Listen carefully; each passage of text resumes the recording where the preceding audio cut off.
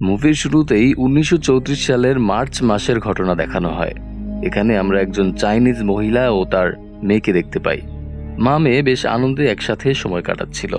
এক কথায় তাদেরকে দেখতে অনেক সুখী লাগছিল। এরপরের সিন চলে আসে একেবারে 2016 সালে। এখানে আমরা ক্রিশ এবং লক্ষ্মী নামের একজোড়া হ্যাপি কাপলকে দেখতে পাই। ভারতের হিমাচল প্রদেশের পাহাড়ের কাল ঘেঁষে ছোট্ট একটা বাড়িতে থাকতো তারা। ক্রিশ একজন নামকরা নিউরোসার্জন আর লক্ষ্মী হাউসওয়াইফ। দুষ্ট মিষ্টি খুনসুটিতে তাদের জীবন ভালোভাবেই কেটে যাচ্ছিল। একদিন তারা ব্রেকফাস্ট করার সময় খেয়াল করে তাদের পাশের বাড়িতে নতুন একটা পরিবার এসেছে। এই বাড়িটা অনেক বছর ধরে খালি পড়েছিল। কিছুদিন আগেই একজন বিজনেসম্যান বাড়িটা কিনে নিয়েছে। নতুন প্রতিবেশী কেমন হবে এটা নিয়ে লক্ষ্মীর অনেক কৌতূহল হয়। যাই হোক, ব্রেকফাস্ট শেষে ক্রিশ হসপিটালে যায়। ক্রিশ মূলত ডিপ ব্রেইন স্টিমুলেশন থেরাপিতে বেশ পারদর্শী। এই কারণে হসপিটালে সবাই সবসময় ক্রিশের অনেক প্রশংসা করে। হসপিটালে প্রসাদ নামের একজন ডক্টরের সাথে ক্রিশের বেশ ভালো সম্পর্ক। ডক্টর প্রসাদ একজন সাইকিয়াট্রিস্ট। এবার ক্রিশ আর লক্ষ্মীর নতুন প্রতিবেশী সম্পর্কে জানা যাক। তাদের নতুন প্রতিবেশী মূলত একটা খ্রিস্টান পরিবার। পল এবং পলের স্ত্রী লিলি, তাদের দুই মেয়ে জেনি এবং সারা, এবং পলের বাবা কলোনেল। এই 5 জন সদস্য এই পরিবারে। লিলি আসলে জেনির সৎমা। কয়েক বছর আগে জেনির নিজের মায়ের মৃত্যু হয়েছে। জেনি তার সৎমাকে খুব একটা পছন্দ না করলেও সৎবোন সারাকে অনেক ভালোবাসে। একদিন সারা বল দিয়ে খেলার সময় লক্ষ্মীর জানালার গ্লাস ভেঙে ফেলে। তাই জেনি সারাকে নিয়ে লক্ষ্মীর কাছে যায় সরি বলার জন্য। ক্রিশ সে সময় বাসায় ছিল না, কিন্তু বাসায় ক্রিশের ছবি ছিল। ক্রিশের ছবি দেখেই জেনি অনেকটা দিওয়ানা হয়ে যায়। কিছুদিন পরেই জেনির পরিবার বাড়িতে একটা পার্টির আয়োজন করে। সেখানে ওরা লক্ষ্মী এবং ক্রিশকেও ইনভাইট করে। পার্টিতে জেনি ক্রিশের সাথে ফ্লার্ট করার চেষ্টা করে, কিন্তু জেনি টিনেজার হওয়ায় ক্রিশ সেসব সিরিয়াসলি না নিয়ে ব্যাপারটা ইগনোর করে চলে যায়। কিছুক্ষণ পর ক্রিশ খেয়াল করে সারা জানালার সামনে দাঁড়িয়ে খুব মনোযোগ দিয়ে কিছু একটা দেখছে। সারার কাছে যেতেই ক্রিশ দেখতে পায় বাসার বাইরে একটা কুয়োর উপর জেনি দাঁড়িয়ে আছে।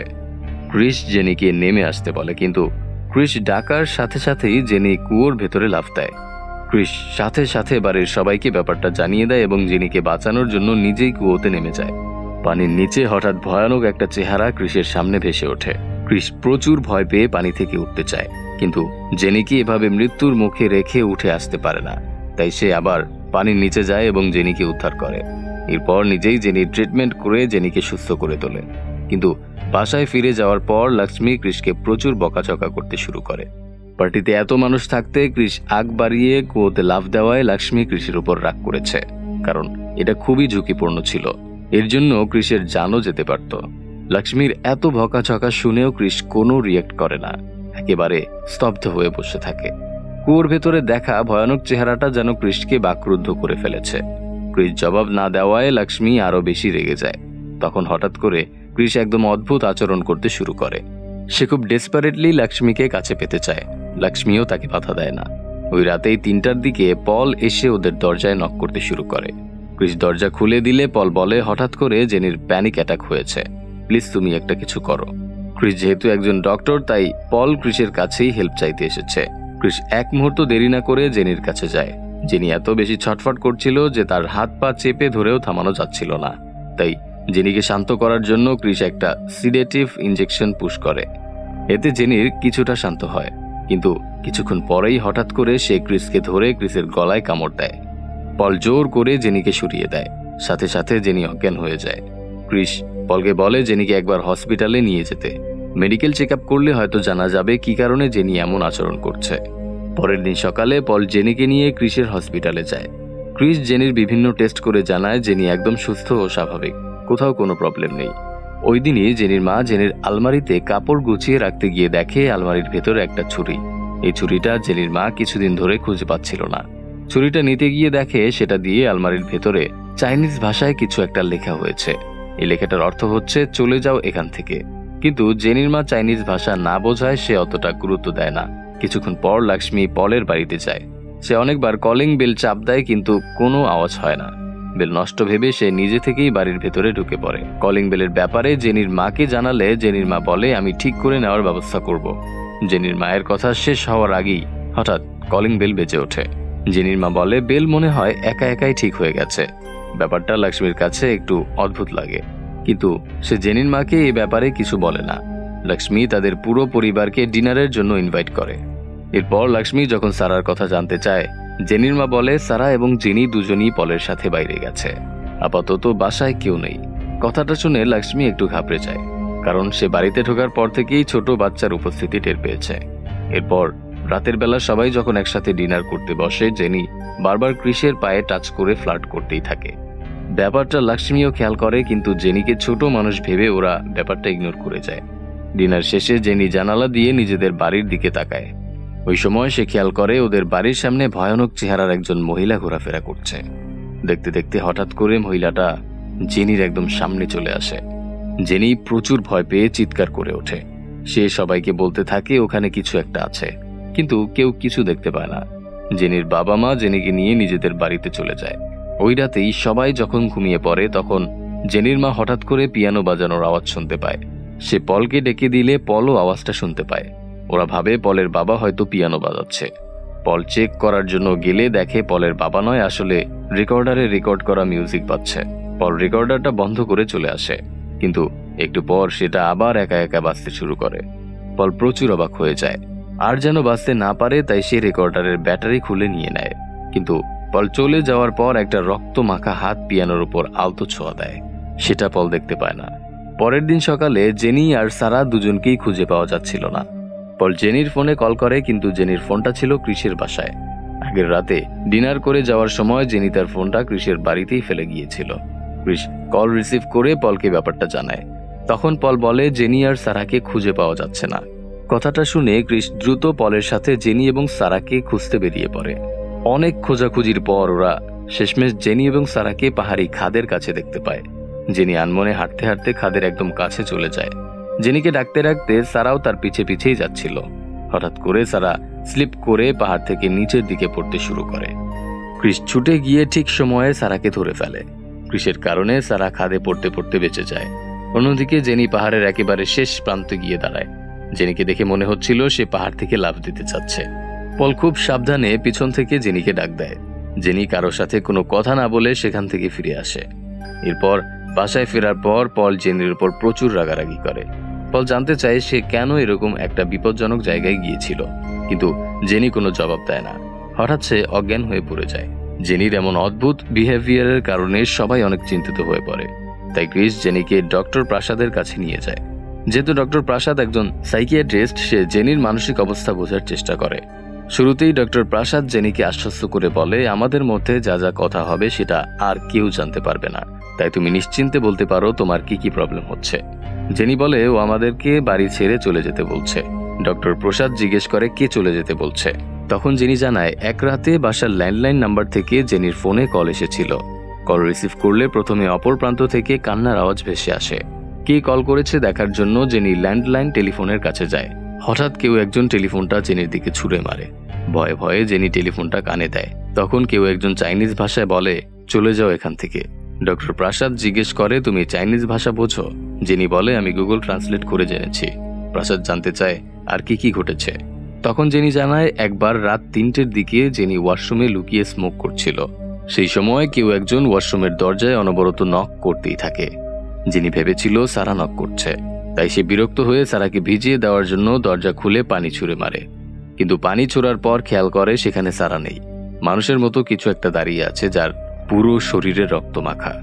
জেনি প্রচন্ড ভয় পেয়ে আবারও ওয়াশরুমের ভেতরে ঢুকে দরজা লাগিয়ে দেয়। নিজেকে শান্ত করার জন্য সে কমোডের উপর বসে পড়ে, কিন্তু তখনই খেয়াল করে সে আসলে একটা মহিলার কোলে বসে আছে। সবটা শোনার পর প্রাসাদ জেনিকে জিজ্ঞেস করে, এসব কথা কি তুমি তোমার বাবাকে জানিয়েছ? জেনি বলে, বাবা এসব বিশ্বাস করতো না, তাই কিছু জানায়নি। এরপর প্রাসাদ জেনিকে বাইরে পাঠিয়ে দিয়ে পলের সঙ্গে কথা বলে। প্রসাদ পলকে জিজ্ঞেস করে, আপনার সাথে বাসায় কোনো অস্বাভাবিক ঘটনা ঘটেছে? তখন পল ওই রাতের পিয়ানোর আওয়াজের ঘটনাটা বলে। প্রসাদ জিজ্ঞেস করে, আপনার কি মনে হয় এমনটা কেন ঘটেছিল? পল খুব কনফিডেন্টের সাথে বলে, হয়তো রেকর্ডারের প্লে বাটনটা নষ্ট হয়ে গিয়েছিল, তাই এরকমটা হয়েছে। এর পেছনে অন্য কোনো কারণ নেই। প্রসাদ বলে, আপনি ঠিকই বলেছেন, তবে আপনার জায়গায় জেনি থাকলে হয়তো অন্য কিছু ভেবে বসে থাকতো। পল জানতে চায় জেনির সাথে আসলে কি ঘটছে।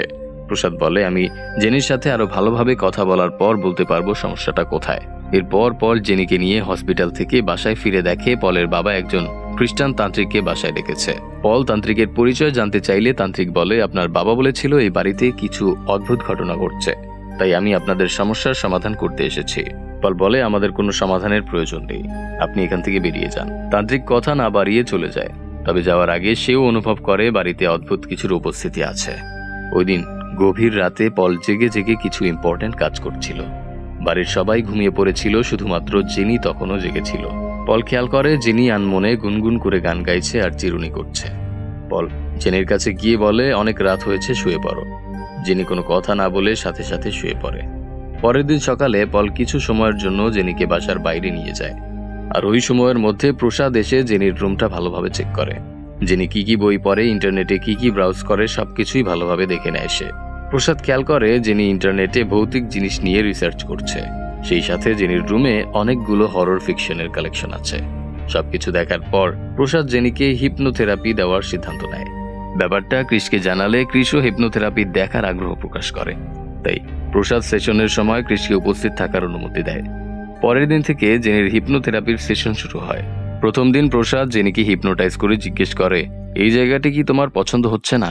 তুমি কি তোমার পুরনো বাড়িতে ফিরে যেতে চাও? জেনি বলে, প্রথমে এই বাড়িটা আমার একদমই ভালো লাগতো না, কিন্তু ধীরে ধীরে এখানকার ওয়েদার আমার ভালো লাগতে শুরু করেছে। তাছাড়া পাশের বাড়িতে ক্রিস থাকে। সবকিছু মিলিয়ে এখন আমার জায়গাটা ভালোই লাগে, আমি আর এখান থেকে যেতে চাই না। এরপর প্রসাদ জিজ্ঞেস করে, সেদিন তুমি পাহাড়ের শেষ প্রান্তে কেন গিয়েছিলে? জেনি বলে, আমি যাইনি। প্রসাদ বলে, তাহলে কে গিয়েছিল? আমি তার সাথে কথা বলতে চাই। ওই সময় হঠাৎ জেনির মাঝে একটা আত্মা চলে আসে। সে চাইনিজ ভাষায় বলতে থাকে, এটা আমার বাড়ি, এই বাড়িতে আমি কাউকে থাকতে দেব না। প্রসাদ জিজ্ঞেস করে, তুমি কে? তখন জেনির ভেতরে থাকা আত্মাটা জবাব দেয়, আমি লি জিং। এরপর জেনি নিজের পেটে হাত দিয়ে কিছু একটা মোছার চেষ্টা করে। প্রসাদ জিজ্ঞেস করলে জেনি বলে, রক্ত মুছে ফেলার চেষ্টা করছে। এরপর হঠাৎ জেনি চিৎকার করে কান্না করতে শুরু করে। তখন প্রসাদ হিপনোথেরাপি সেশন শেষ করে জেনিকে স্বাভাবিক অবস্থায় ফিরিয়ে নিয়ে আসে। হিপনোটাইজ অবস্থায় জেনি কি কি বলেছে, কি কি আচরণ করেছে, স্বাভাবিক অবস্থায় আসার পর কিছুই মনে ছিল না তার। প্রসাদ একজন সাইকিয়াট্রিস্ট হওয়ায় সে ভৌতিক জিনিসে বিশ্বাস করে না। তার ধারণা জেনির মা মারা যাওয়ার কারণে জেনি অনেক একা হয়ে পড়েছে। একাকিত্ব দূর করতে অতিরিক্ত ভৌতিক গল্প উপন্যাস পড়ার কারণে নিজের মনের মধ্যেই সে ভৌতিক গল্প তৈরি করে নিয়েছে। তাই সে লিজিং নামের কোনো ভৌতিক চরিত্রকে বাস্তব মনে করছে আর নিজের মন গড়া গল্প বিশ্বাস করে সে নিজেই ভয় পাচ্ছে। তাই জেনিকে সুস্থ করার জন্য প্রসাদ একটা প্ল্যান তৈরি করে। সে একজন খ্রিস্টান প্যাস্টর বা ধর্মযাচকের সাহায্যে জেনির নকল এক্সোসিজম করার সিদ্ধান্ত নেয়। অর্থাৎ প্যাস্টরের মাধ্যমে জেনির সামনে ভূত তাড়ানোর অভিনয় করবে, যাতে জেনি বিশ্বাস করে তার মধ্যে যে আত্মাটা ছিল সেটা চলে গেছে। এই কাজের জন্য প্রসাদ পল এবং ক্রিসকে নিয়ে একজন প্যাস্টরের সাথে দেখা করতে যায়। সবকিছু শোনার পর প্যাস্টর বলে, এই এক্সোসিজম আমি করব, তবে মিথ্যা হোক আর সত্যি হোক আমি পূর্ণ আস্থা নিয়েই কাজটা করব। পরের দিন ক্রিস এবং প্রসাদ এক্সোসিজমের প্রিপারেশন নিয়ে পলের বাড়িতে চলে যায়। ক্রিস প্রসাদকে বলে, আপনি একজন ডক্টর হয়ে কি সব তন্ত্রমন্ত্র দিয়ে ভূত তাড়ানোর কাজ করতে চাচ্ছেন? আপনার সাথে এসব মানায় না। প্রসাদ বলে, আমার টেকনিক নিয়ে সন্দেহ হচ্ছে তোমার? ক্রিস বলে, সন্দেহ হচ্ছে না, কিন্তু আমরা তো নকল এক্সোসিজম করছি, তাহলে আসল প্যাস্টর কেন? প্রসাদ বলে, জেনিকে বিশ্বাস করানোর জন্য। নকল এক্সোসিজম হলেও আমাদের চারপাশের বিষয়বস্তু যত রিয়েলিস্টিক রাখবো, জেনির বিশ্বাস করতে তত সহজ হবে। ক্রিস এবং প্রসাদ পলের বাড়িতে গিয়ে দেখে প্যাস্টর আগে থেকেই সেখানে উপস্থিত আছে। ওরা জেনির রুমে গিয়ে এক্সোসিজম শুরু করে। সবাইকে একসাথে দেখে জেনি কিছুটা ঘাবড়ে যায়। ক্রিস জেনিকে আশ্বস্ত করে বলে, ভয়ের কিছু নেই, সেদিন যেমন হসপিটালে কথা বলেছিলাম আজ এখানে কথা বলবো। এরপর প্রসাদ জেনিকে বলে, ওই দিন তুমি তোমার পেট থেকে রক্ত মোছার চেষ্টা করছিলে, কাকে খুন করে এসেছো তুমি? জেনি অবাক হয়ে বলে, আমি কাকে খুন করব? তখন প্রসাদ বলে, আমি তোমার সাথে কথা বলছি না, আমি লিজিং এর সাথে কথা বলছি। এরপর প্রসাদ লিজিংকে উদ্দেশ্য করে বলে, তুমি যদি আমাদের সাথে কথা না বলো তাহলে প্যাস্টর তোমাকে জেনির কাছ থেকে তাড়িয়ে দেবে। তখন তুমি আর জেনিকে ব্যবহার করে নিজের কাজ করতে পারবে না। সাথে সাথে জেনির শরীর বেঁকে যেতে শুরু করে। জেনি অদ্ভুত আচরণ করতে থাকে। জেনির চেহারা পরিবর্তন হয়ে ভয়ানক রূপ ধারণ করে। এরপর জেনির মধ্যে থাকা আত্মাটা চাইনিজ ভাষায় বলতে থাকে, আমি কাউকে খুন করিনি। প্যাস্টর আর দেরি না করে মন্ত্র পড়তে শুরু করে। তখন জেনি আরো বেশি অদ্ভুত আচরণ করতে থাকে। হঠাৎ জেনির শরীরে প্রচুর শক্তি চলে আসে। জেনিকে এই অবস্থায় দেখে পলের অনেক খারাপ লাগছিল। সে জেনির কাছে যেতে চায়। সাথে সাথে জেনির মধ্যে থাকা আত্মাটা ধাক্কা দিয়ে পলকে দূরে ছুঁড়ে ফেলে। এসব দেখে ডক্টর প্রসাদ একেবারে স্তব্ধ হয়ে যায়, কারণ সে একটু আগে পর্যন্ত ভাবছিল জেনির প্রবলেমটা মানসিক, কিন্তু সত্যি সত্যি জেনির শরীরে একজনের আত্মা বাস করছে এটা সে বিশ্বাসই করতে পারছে না। প্যাস্টর একটা রশি এবং চেয়ার নিয়ে এসে জেনিকে বেঁধে রাখতে বলে। ক্রিস রশি আর চেয়ার নিয়ে আসে, কিন্তু সে একা জেনির সাথে পেরে উঠছিল না। হঠাৎ জেনি ক্রিসের উপর অ্যাটাক করে। তখন প্রসাদের স্তব্ধতা ভেঙে যায়। সে ক্রিসকে হেল্প করতে আসে।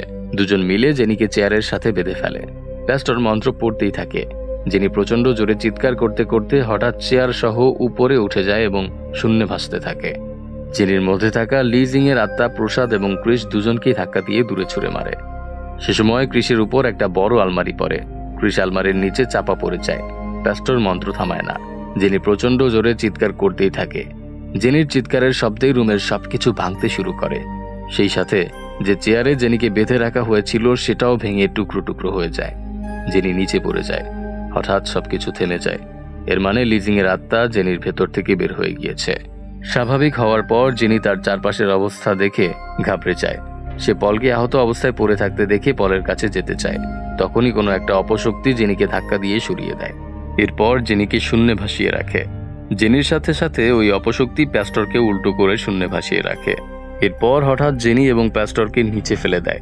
ওই সময় প্যাস্টর কিছু একটা দেখে অনেক চমকে যায়। উল্টো করে ফেলে দেওয়াতে প্যাস্টর অনেক বেশি আহত হয়। প্যাস্টর সেখানেই জ্ঞান হারিয়ে ফেলে। এরপর সবকিছু একেবারে স্বাভাবিক হয়ে যায়। ভয়ানক শক্তিগুলো গায়েব হয়ে যায়। প্রসাদ ক্রিসকে আলমারির নিচ থেকে বের করে নিয়ে আসে। অদ্ভুতভাবে এত বড় আলমারি পড়ার পরেও ক্রিসের শরীরে কোনো আঘাত লাগেনি। কিন্তু লিজিং এর আত্মা চলে যাওয়ার পরেও কোন অশরীরী শক্তি জিন এবং প্যাস্টরের উপর অ্যাটাক করলো? লিজিং ছাড়াও আর কার আত্মা সেখানে উপস্থিত ছিল? এই প্রশ্নের উত্তর আমরা একটু পরেই জানতে পারবো। এই ঘটনার পর সবাই সুস্থ হয়ে উঠলেও প্যাস্টর কোমায় চলে যায়। ক্রিস নিজেই প্যাস্টরের ট্রিটমেন্ট করতে থাকে। প্যাস্টরের এই অবস্থার জন্য প্রসাদ অনেক গিল্টি ফিল করে, কারণ সেই প্যাস্টরকে জেনির কাছে নিয়ে এসেছিল। প্রসাদ ক্রিসকে বলে, ওই দিন প্যাস্টরের চোখে আমি অনেক ভয় দেখেছিলাম। হয়তো প্যাস্টর কিছু একটা জানে যেটা আমরা কেউ জানি না। প্যাস্টরের সুস্থ হওয়া পর্যন্ত অপেক্ষা করা উচিত হবে না। আমাদের নিজেদের মতো করে ইনভেস্টিগেশন করা উচিত এই ঘটনার পিছে কি রহস্য লুকিয়ে আছে। ক্রিস বলে, আপনি যা করবেন আমি আপনার সাথে আছি। অন্যদিকে জেনির সাথে এত সবকিছু ঘটে যাওয়ায় জেনির মা এবং দাদা আর ওই বাড়িতে থাকতে চাচ্ছিল না। ওরা পলকে এই ব্যাপারে জানালে পল রেগে গিয়ে বলে, তোমরা কি পাগল হয়ে গেছো? আমি আমার বিজনেসের জন্য এই বাড়ির উপর লোন অ্যাপ্লাই করেছি। ব্যাংকের লোকজন এসে যদি দেখে বাড়িতে তালা দেওয়া, তাহলে আমি আর লোন পাবো না। এত বড় রিস্ক আমি নিতে পারবো না। জেনি তখন পলকে সাপোর্ট করে বলে, আমি একদম ঠিক আছে, তাই বাবাকে অকারণে প্রেসার দেওয়া বন্ধ করো। জেনি আর পলের কথায় জেনির মা ওই বাড়িতে থেকে যেতে রাজি হয়। সবাই সবকিছু স্বাভাবিক ভেবে নিয়ে নিশ্চিন্ত হতে পারলেও ওদের মেইড নিশ্চিন্ত হতে পারে না। সে বুঝতে পারছিল আত্মারা এখনো আছে, তাই সে আত্মাদের দূর করার জন্য কাউকে কিছু না জানিয়ে নিজের রুমে পুজোর আয়োজন করে। সে একটা পুতুলকে কাপড় দিয়ে পেঁচিয়ে সেটার শরীরে সুচ রেখে কিছু একটা করার চেষ্টা করছিল, কিন্তু পল হঠাৎ সেখানে চলে আসে। এসব দেখে সে প্রচুর রাগারাগি করে। মেইড পলকে বলে, এই বাড়িতে ভূত আছে। প্রতিদিন বাড়ি থেকে কিছু না কিছু গায়েব হয়ে যায়, এই কারণে আমি পুজো করছি। কিন্তু পল মেইডের কথায় কোনো গুরুত্ব না দিয়ে তাকে ধমক দিয়ে এসব বন্ধ করতে বলে। ওই রাতে সবাই ঘুমিয়ে পড়ার পর একটা আত্মা এসে মেইডের উপর অ্যাটাক করে। মেইড পুতুলটাকে যেভাবে পেঁচিয়ে রেখেছিল, আত্মাটা ঠিক সেভাবেই মেইডকে পেঁচিয়ে মেরে ফেলে। অন্যদিকে লক্ষ্মী জানতে পারে সে মা হতে যাচ্ছে। কথাটা ক্রিসকে জানালে ক্রিস অনেক খুশি হয়। ক্রিসের থেকেও বেশি খুশি হয় লক্ষ্মী। অনাগত সন্তানের আগমনের খবর পেয়ে দুজনই প্রচুর এক্সাইটেড হয়ে যায়। ক্রিস আর লক্ষ্মীর জীবনে আনন্দের সংবাদ আসলেও পলের পরিবারের উপর আরো বড় বিপদ ঘনিয়ে আসে। তাদের মেইডের মৃত্যুর পর ডেড বডি রুম থেকে গায়েব হয়ে গেছে। বাড়ির কেউ তো জানতো না তাকে আত্মারা মেরে ফেলেছে। সবাই ভাবছিল মেইড কাজ ছেড়ে পালিয়ে গেছে। পল মেইডের রুমটা ভালোভাবে চেক করে দেখে বেডের নিচে ওই পুতুলটা পড়ে আছে। পল এবার ঘাবড়ে যায়। সে বুঝতে পারে আত্মারাই মেইডের সাথে কিছু একটা করেছে। তাই পল তার বাবাকে বলে, তোমার ওই তান্ত্রিককে ডেকে নিয়ে আসো। পলের বাবা ওই তান্ত্রিককে ডেকে নিয়ে আসে। তান্ত্রিক বলে, যারা আত্মাদের সাথে যোগাযোগ করতে পারে তারা এক একজন এক এক মাধ্যমে আত্মাদের সাথে কথা বলে। আমি বালুর মাধ্যমে আত্মাদের সাথে যোগাযোগ করতে পারি। তান্ত্রিক টেবিলের উপর অনেকগুলো বালু নেয়। এরপর আত্মাদের সাথে যোগাযোগ করার চেষ্টা করে। যেহেতু আত্মাগুলো চাইনিজ ভাষায় কথা বলে, তাই পল একজন চাইনিজ ট্রান্সলেটরকে নিয়ে আসে যেন ওদের সাথে সহজে কথা বলতে পারে। তান্ত্রিক আত্মাদের ডাকতে শুরু করে। কিছুক্ষণের মধ্যে আত্মারা নিজেদের উপস্থিতি জানান দেয়। তান্ত্রিক আত্মাদের উদ্দেশ্য করে বলে, তোমাদের যা কিছু বলার আছে তোমরা আমাকে বলো, আমি তোমাদের কথাগুলো বাড়ির সবাইকে জানাবো। তান্ত্রিক বুঝতে পারে সেখানে একজন মা এবং তার মেয়ের আত্মা উপস্থিত আছে। আত্মারা তান্ত্রিকের মাধ্যমে নিজেদের কথাগুলো বালুতে লিখতে শুরু করে। তারা বলে, সবাই এই বাড়ি থেকে চলে যাও, নয়তো সবাই মারা যাবে। তান্ত্রিক জানতে চায় কেন মারা যাবে। আত্মারা কোনো জবাব না দিয়ে সবাইকে ভয় দেখাতে শুরু করে। তখন পল বলে, আমরা এক মুহূর্ত এই বাড়িতে থাকবো না। পল সবাইকে নিয়ে বাড়ি থেকে বের হতে চায়। তখনই হঠাৎ বাড়ির দরজা আপনা আপনি বন্ধ হয়ে যায়। তান্ত্রিক পলকে বলে, মা এবং মেয়ে এই দুজনের আত্মা তোমাদেরকে এই বাড়ি থেকে তাড়ানোর চেষ্টা করছে, কিন্তু মা মেয়ে ছাড়াও এই বাড়িতে আরো একজনের আত্মা আছে। সেই আত্মা তোমাদেরকে বাড়ি থেকে বের হতে বাধা দিচ্ছে। তোমরা চাইলেও আর এখান থেকে বের হতে পারবে না। তোমরা যেখানেই যাও না কেন, ওই আত্মা তোমাদেরকে ছাড়বে না। কোনো উপায় না পেয়ে পল তার পরিবারের সাথে নিয়ে জীবন বাজি রেখে ওই বাড়িতেই থেকে যায়। অন্যদিকে ডক্টর প্রসাদ পলের বাড়ির রহস্য উদ্ঘাটন করার জন্য পুলিশের সাথে যোগাযোগ করে। পুলিশের মাধ্যমে জানতে পারে পলের বাড়িতে ৮০ বছর আগে কিছু ঘটনা ঘটেছিল। প্রসাদ পুলিশের কাছে ৮০ বছর আগের কেসের ফাইল বের করে নেয়। ওই ফাইলের মধ্যে একটা চাইনিজ পরিবারের ছবি ছিল। মুভির শুরুতেই আমরা একজন প্রেগনেন্ট মহিলা ও তার মেয়েকে দেখেছিলাম। এই ছবিতে ওই মা এবং মেয়েও ছিল। এর পরের সিনে আমরা ক্রিস এবং লক্ষ্মীকে দেখতে পাই। রাতের বেলা ক্রিস ঘুমের মধ্যে স্বপ্নে আত্মাদের দেখতে পায়। ক্রিস প্রচন্ড ভয় পেয়ে যায়।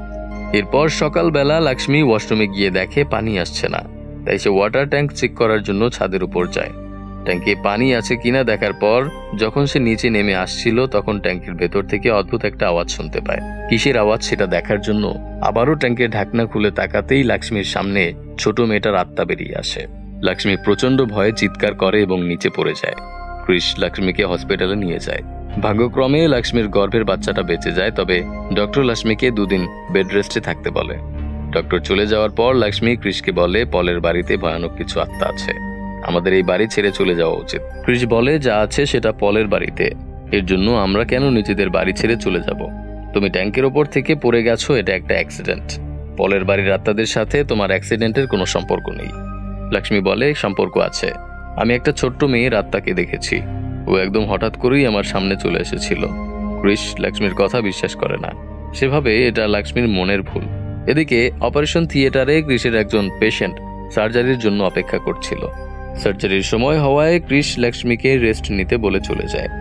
এরপর ক্রিস অপারেশন থিয়েটারে ঢুকে সার্জারি করতে শুরু করে, কিন্তু ছোট মেয়েটার আত্মা ক্রিসকে ভয় দেখিয়ে বারবার ডিস্ট্র্যাক্ট করার চেষ্টা করে। ক্রিস কোনো রকম নিজেকে সামলে নিয়ে অপারেশন চালিয়ে যায়। ওই সময় ক্রিস ব্রেইনের সার্জারি করছিল।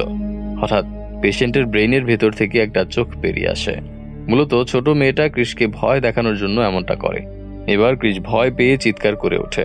ক্রিসের কারণে পেশেন্টের ব্রেইনে অনেক ইনজুরি হয়।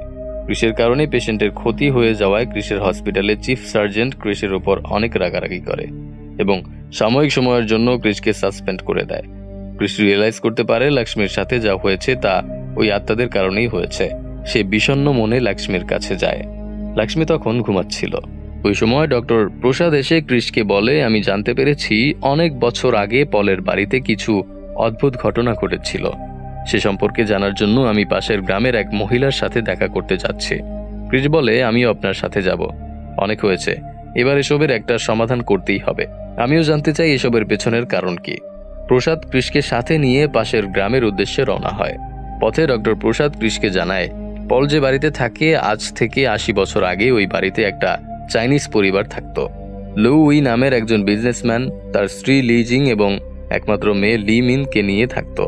একদিন হঠাৎ বাড়ির ভেতরে তাদের 3 জনেরই লাশ পাওয়া যায়। ওরা কিভাবে মারা গেছে কেউই জানে না, তবে একটা ছোট্ট মেয়ে এই ঘটনার সাক্ষী ছিল। পুলিশ তাকে অনেকবার জিজ্ঞাসাবাদ করেছিল, কিন্তু মেয়েটা এত বেশি ভয় পেয়েছিল যে সে কিছুই বলতে পারেনি। এখন আমরা ওই মেয়েটার সাথেই দেখা করতে যাচ্ছি। অন্যদিকে পলের বাড়িতে তান্ত্রিক সবার কাছে জানতে চায় বাড়িতে শিফট হওয়ার পর ওরা পুরনো কোনো জিনিস খুঁজে পেয়েছে কিনা। তখন জেনি একটা পুরনো চিরুনি নিয়ে এসে তান্ত্রিকের হাতে দেয়। ওই তান্ত্রিক তার জাদুবিদ্যার মাধ্যমে যে কোনো জিনিস স্পর্শ করে তার সাথে রিলেটেড জিনিসপত্র ফিল করতে পারে। সেই পুরনো চিরুনিটা স্পর্শ করে লি জিং এবং তার মেয়ে লিমিনকে দেখতে পায়। লিমিন পরম যত্নে ওই চিরুনিটা দিয়ে নিজের চুল চিরুনি করছিল। তান্ত্রিক জেনির কাছে জানতে চায় চিরুনিটা সে কোথায় পেয়েছে। জেনি তান্ত্রিককে বাসা থেকে দূরে একটা পুরনো গাছের নিচে নিয়ে যায়। ওই গাছের নিচে মাটি স্পর্শ করে তান্ত্রিক বুঝতে পারে সেখানে কারো কবর আছে। তান্ত্রিক কবর খোঁড়ার ব্যবস্থা করে। কবরের ভেতর থেকে একজন প্রেগনেন্ট মহিলা এবং ছোট মেয়ে অর্থাৎ লিজিং এবং লিমিনের কঙ্কাল পাওয়া যায়। তান্ত্রিক কঙ্কালগুলো দেখে বুঝতে পারে লিজিংকে পেটে আঘাত করে এবং লিমিনকে গলা কেটে হত্যা করা হয়েছে। এরপর তান্ত্রিক লু উই এর কঙ্কাল খুঁজে পায়। লুইয়ের কঙ্কালের পাশে একটা লকেট ছিল। লকেটটা স্পর্শ করার সাথে 80 বছর আগের এক ভয়ানক দিনের ঘটনা তান্ত্রিকের চোখে ভাসতে শুরু করে। অন্যদিকে ক্রিস এবং প্রসাদ ওই মেয়ের বাড়িতে পৌঁছে যায়, যদিও এখন সে একজন বৃদ্ধা। প্রসাদ বৃদ্ধার কাছে লুইয়ের পরিবারের সাথে ঘটে যাওয়া ঘটনার সম্পর্কে জানতে চায়। বৃদ্ধার মাধ্যমে আমরা জানতে পারি ঠিক 80 বছর আগের ওই সময়টার বৃদ্ধা তখন 10 বছর বয়সী ছোট্ট একটা মেয়ে ছিল। লুইয়ের বাড়ির সামনে একটা সুন্দর গাছ ছিল। ওই গাছটা সবসময় ফুলে পরিপূর্ণ থাকতো। মেয়েটা প্রায়ই ওই গাছটা থেকে ফুল ছিঁড়ত। লিজিং এবং তার মেয়ে লিমিন দুজনেই মেয়েটাকে ফুল ছিঁড়তে সাহায্য করত।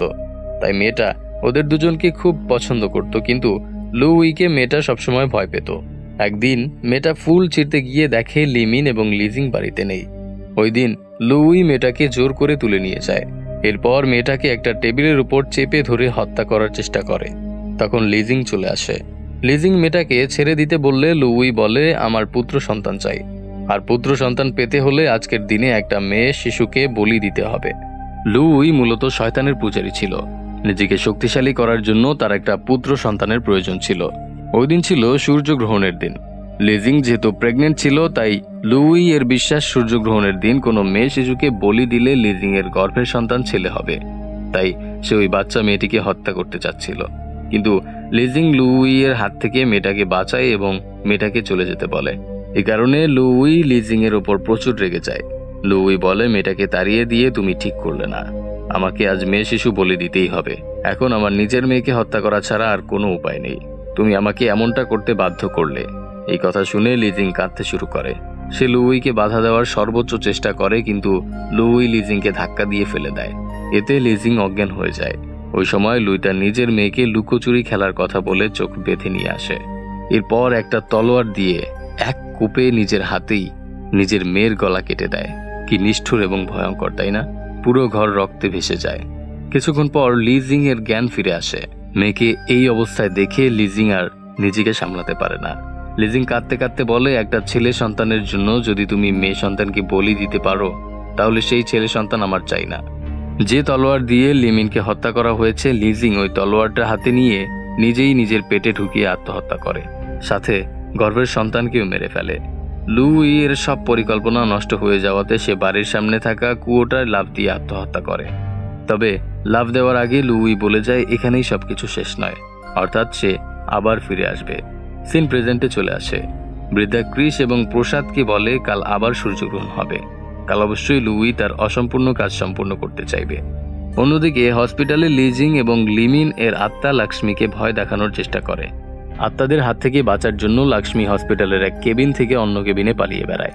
এভাবে পালিয়ে বেড়াতে বেড়াতে সে প্যাস্টরের কেবিনে চলে যায়।